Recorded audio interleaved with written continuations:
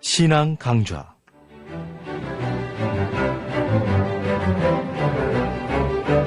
신앙 강좌 오늘의 시간은 로마 가톨릭을 어떻게 봐야 할 것인가란 제목의 강연으로 같이 합니다.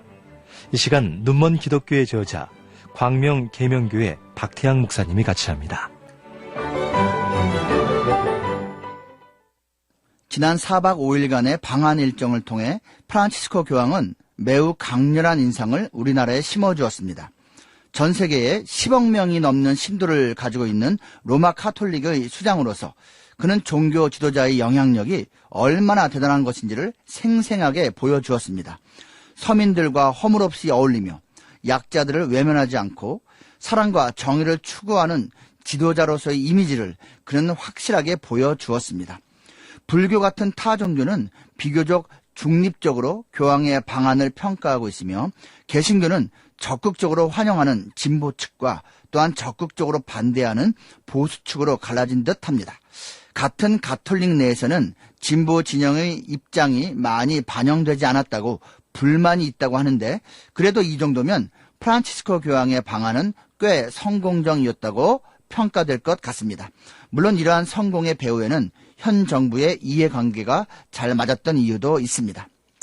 이번 교황의 방안을 계기로 우리나라 개신교가 위기를 맞을 것이며 상대적으로 천주교가 교세를 확장할 수 있는 최고의 기회를 맞이했다고 여기는 이들이 많이 있습니다.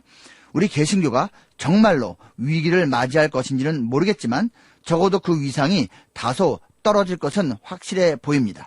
또한 천주교 교세가 확장될 것이라는 전망도 과거의 사례를 볼 때 틀리지 않을 듯합니다.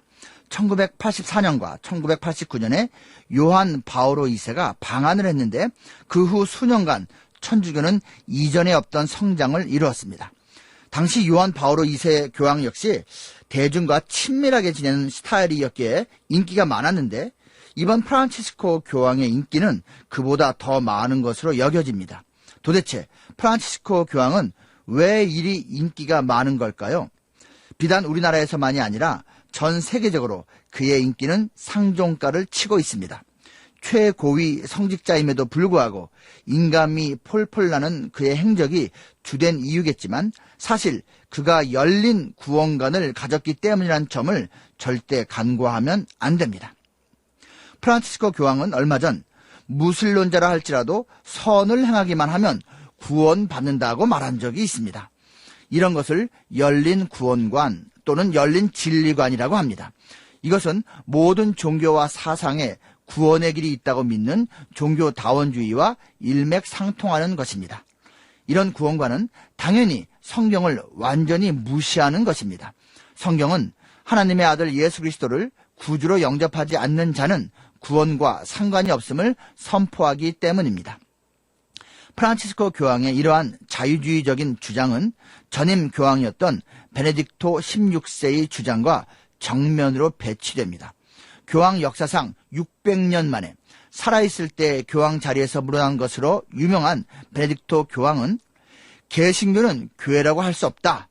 로마 가톨릭만이 진정한 교회다라고 주장했습니다. 사실 이런 주장이 로마 가톨릭의 전통적인 견해입니다. 그런데 이번 프란치스코 교황은 타 종교에는 물론 아예 신을 믿지 않는 자들까지도 구원받을 수 있다고 말한 것입니다. 로마 가톨릭 내에서는 이러한 자유주의적 구원관이 점차로 확대되고 있으며 앞으로 이것은 거스를 수 없는 대세가 될 것 같습니다. 우리 국민 대다수가 존경하는 고 김수환 추기경의 경우 젊은 시절에는 천주교의 전통적인 구원관을 가지고 있었습니다. 즉 로마 가톨릭 밖에는 구원이 없다는 것이지요. 그런데 나이가 들어가면서 김추기경은 점차로 다원주의적인 구원관으로 바뀌었습니다. 그래서 그는 이렇게 말했습니다. 천주교는 불교를 믿든지 다른 종교를 믿든지 인간으로서 참되게 사는 사람은 하느님께서 다 구원하여 주신다. 김추기경은 점점 더 보편화되고 있는 자유주의 신학 관점에서의 구원관을 마지막까지 피력했는데 이것은 헨리 나우엔 같은 사제나 마더 테레사 같은 수녀의 구원관과 동일한 것입니다. 우연인지는 모르겠지만 이처럼 예수 그리스도 없이도 천국 간다는 신앙을 가진 종교 지도자들이 세상에서는 각광받고 박수받고 존경받습니다. 프란치스코 교황은 이전의 전임 교황들과는 달리 동성애에 대해서도 우호적인 태도를 보였습니다.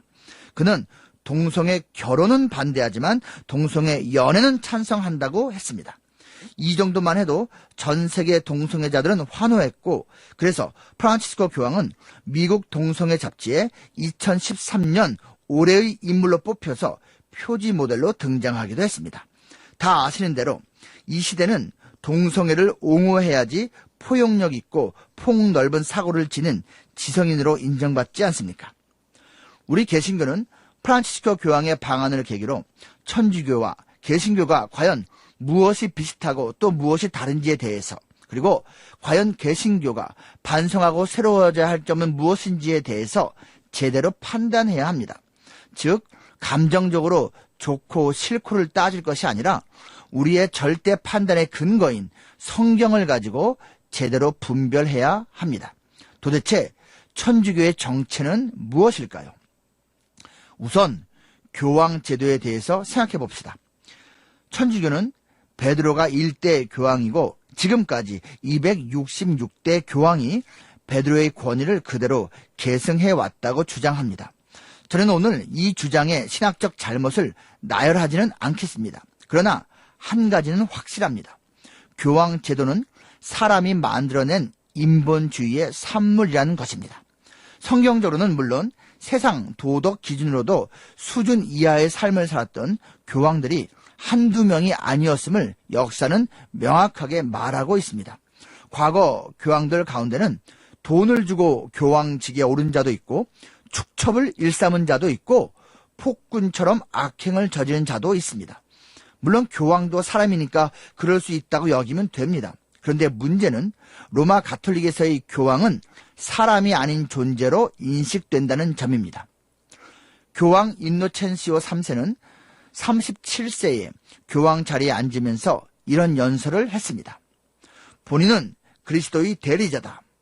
본인은 비록 하느님보다는 낮을지라도 사람보다는 높다. 인노첸시오 교황은 그때까지 교황들이 사용해온 성 베드로의 대리자라는 칭호를 그리스도의 대리자로 바꾸어 놓았습니다. 그리스도의 대리자라는 교황의 칭호는 지금도 사용되고 있는데 이것이 얼마나 엄청난 신성모독인지를 천주교는 모르고 있습니다. 죄에서 결코 자유롭지 못한 유한한 피조물인 인간이 하나님이신 구원자 예수를 대신한다는 신앙은 성경의 진리와는 아무 상관이 없는 인본주의 사상일 뿐입니다. 천주교에서 교황을 그토록 숭상하는 이유는 교황이 신앙적, 도덕적으로 잘못을 범하지 않는다는 교황 무오서를 믿기 때문입니다.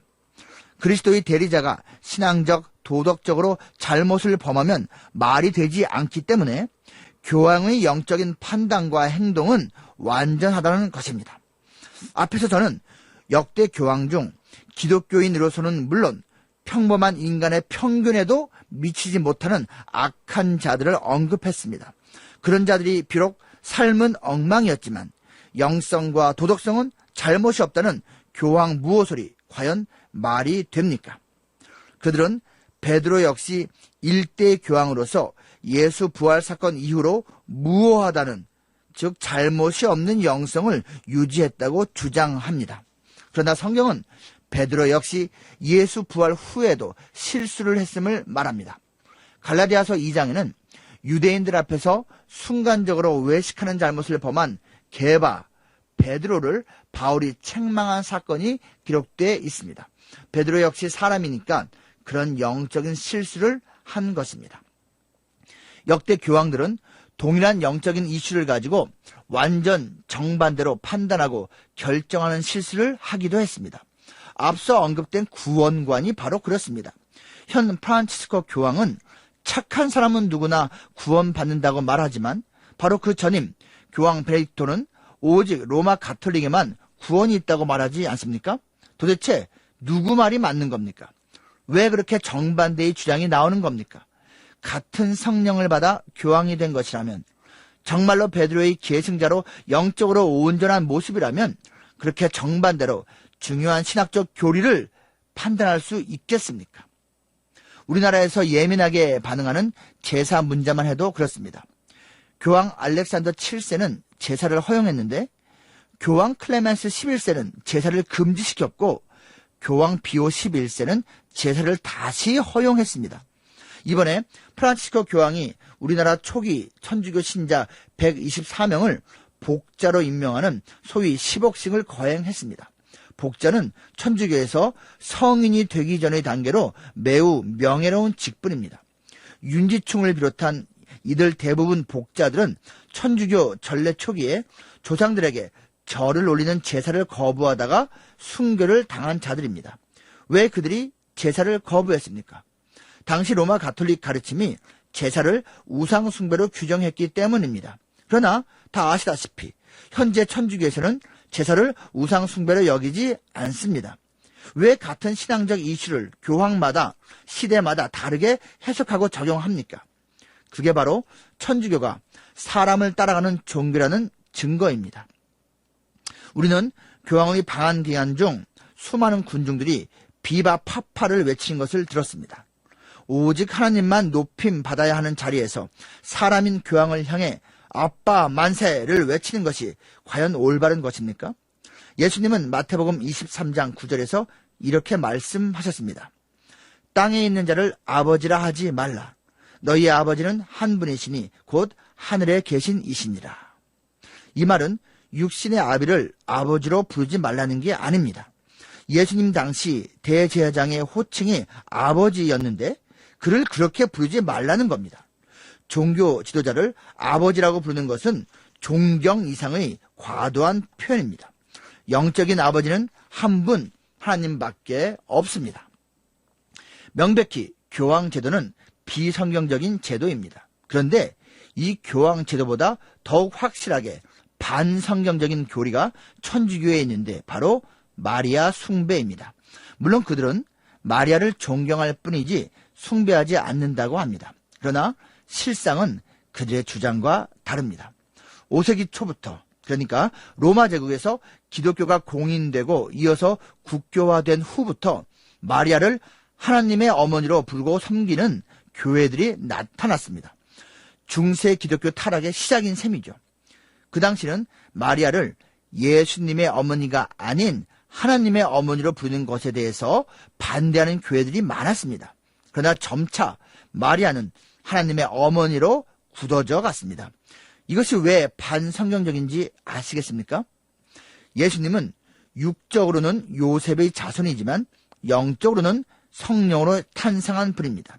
마찬가지로 예수님은 육적으로는 마리아의 아들이지만 영적으로는 하나님의 아들입니다.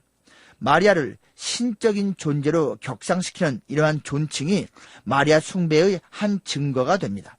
물론 마리아를 신격화시킨 모습은 더 있습니다.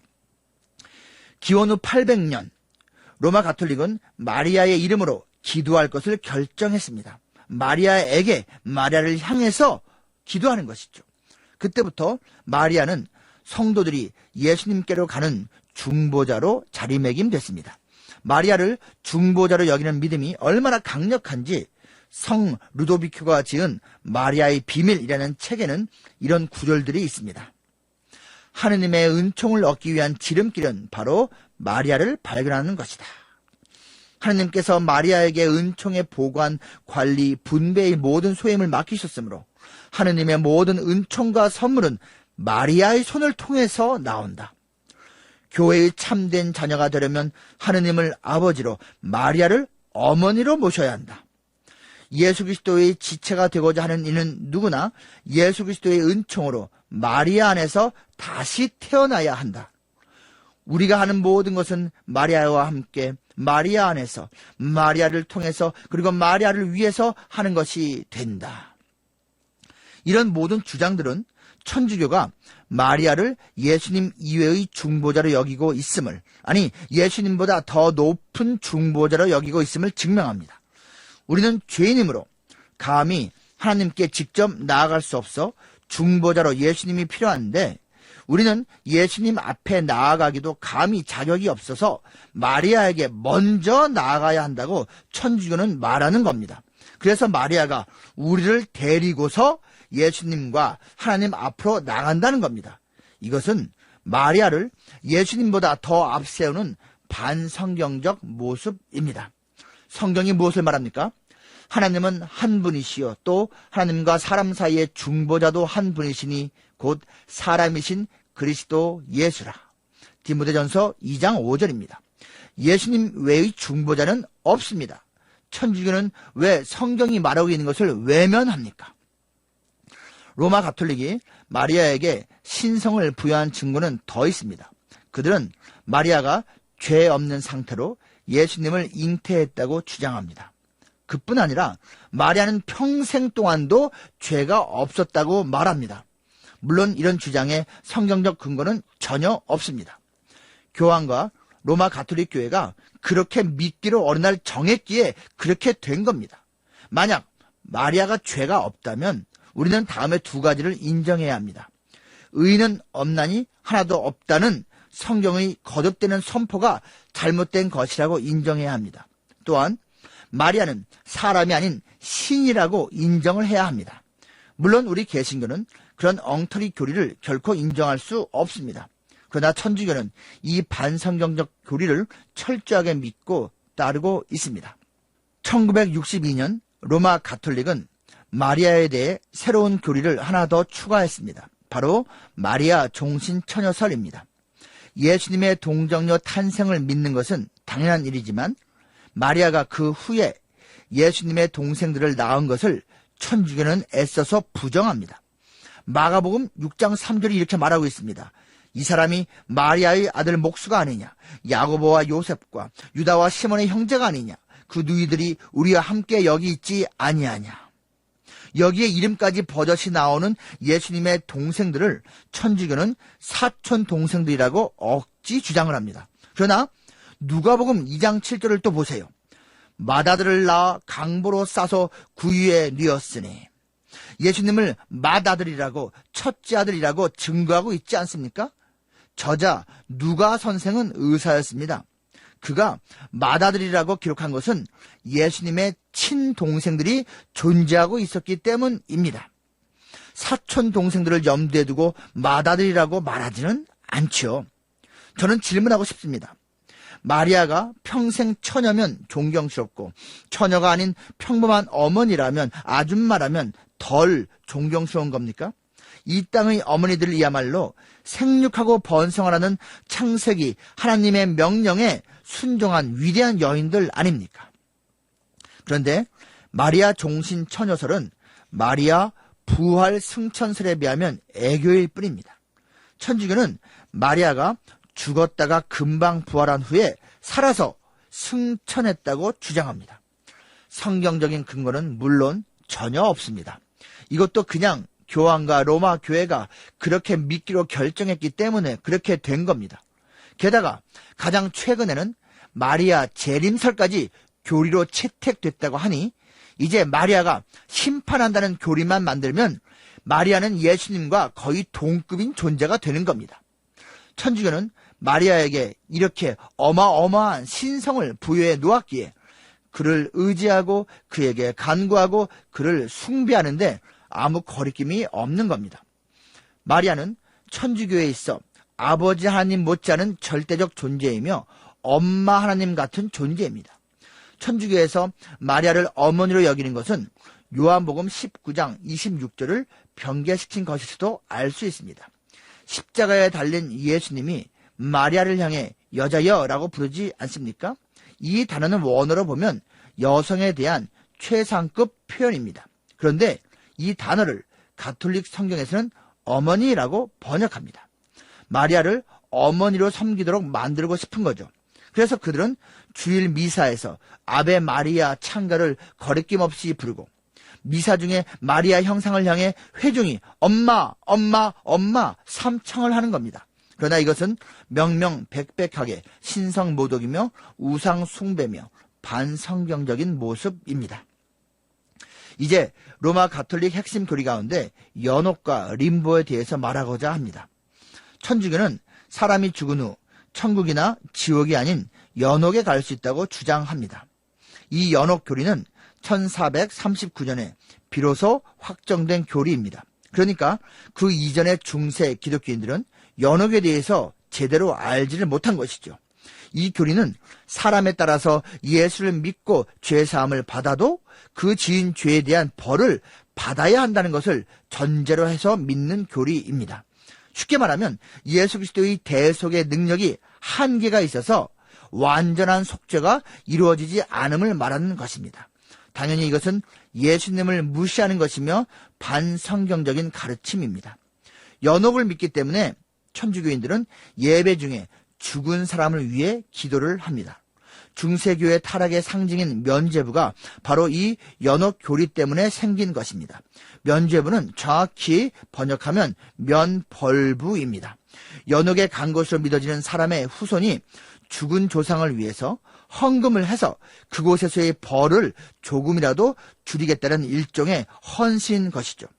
천주교는 내가 헌금하고 봉사를 하고 기도를 해서 내가 쌓은 공로를 내 조상에게 전가하고 그 조상이 연옥에서 받는 벌을 줄일 수 있다고 믿고 있습니다. 우리 개신교는 그런 믿음을 거부합니다. 사람이 한 번 죽는 것은 정해진 일이고 그 후에는 심판이 있는 것이죠.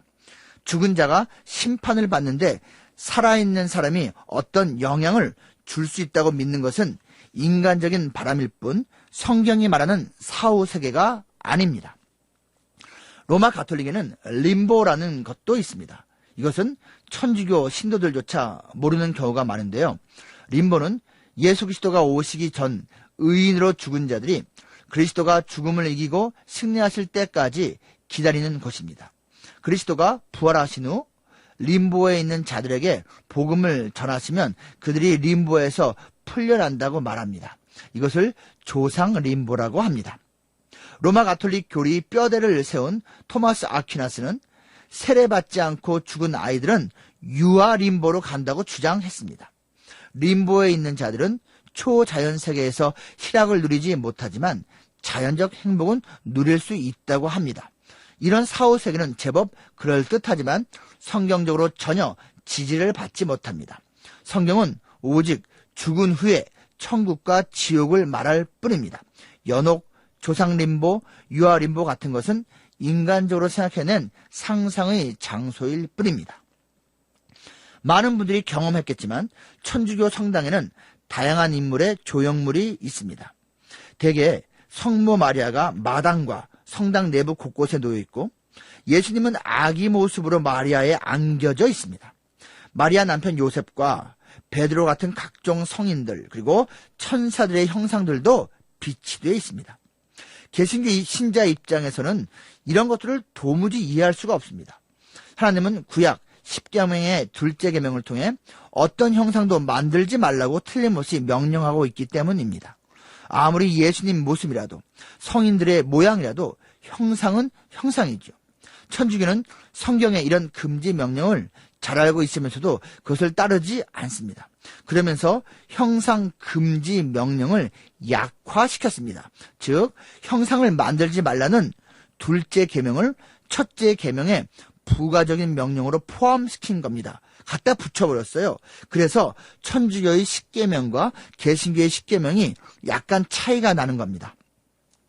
천주교는 개신교의 1, 2계명을 합쳐놓았습니다. 그리고 다른 계명들을 하나씩 앞으로 올렸습니다. 그리고 마지막 10째 탐심 금지 명령을 둘로 나누었습니다. 그래서 천주교의 9째 계명은 내 이웃의 아내를 탐내지 말라이고 10째 계명은 내 이웃의 소유를 탐내지 말라입니다. 사실 이러한 분류는 엄연한 조작입니다. 왜냐하면 천주교의 10계명은 신명기를 갖고 나누면 얼핏 말이 되지만 출애굽기를 갖고 적용하면 말이 되지를 않기 때문입니다. 10계명이 신명기와 출애굽기에 모두 나오는 것을 알고 계시지요? 로마 가톨릭은 성경의 권위를 최고로 높이 두지 않습니다.